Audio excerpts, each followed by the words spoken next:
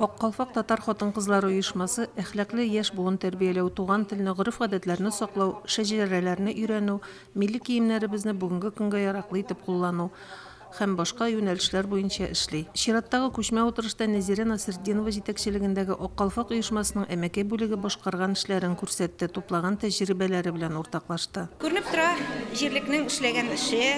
Менә шушы Аккалфак берләшмәсе дә үзенең эшчәнлеген ачып бирә алды, күрсәтә алды. Бик матур итеп күргәзмәләр эшләп куйганнар.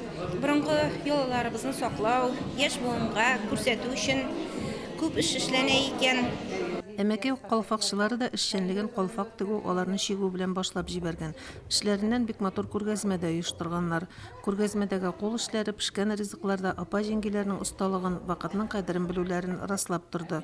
Сабан туйга бүләк җыю күренешендә Бания Борһанованың язмыш исемле мөнәҗәт башкаруында да оешма эшчәнлеге ачык чагылды.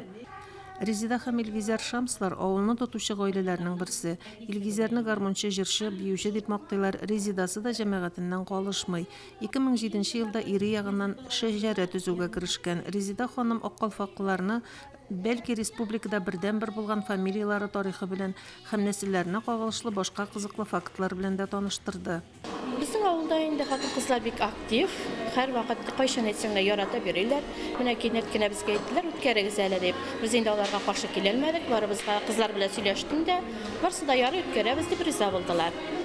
Аларга менә һәр вакыт ничек әйтсәң дә, бөтен эшне дә эшлиләр. Әмәкәйлеләр үз җирлекләренең традицияларын кадерләп саклыйлар. Шулай булмаса, узган гасырда танылган авылдашлары укытучы Әнисә Шәйхәйдарова оештырган татар халык уен кораллары ансамбле бүгенге көнгә кадәр яши алыр идеме? Район башкарма комитеты җитәкчесенең социаль-мәдәни мәсьәләләр буенча урынбасары Марина Бәдретдинова Аккалфак оешмасының әмәкәй бүлегенә эшләрендә уңышлар теләде. Утырыш дип рәсми исемләнгән чара бик җылы, эшкерсез рухта үтте. Соңыннан кунаклар аралашуны әмәкәй тортлары, чәкчәк тәбикмәкләре куелган чәй өстәле артында дәвам итте. Мөнира Арсланова, Динар Нуруддинов, Мөслим телевидениесе.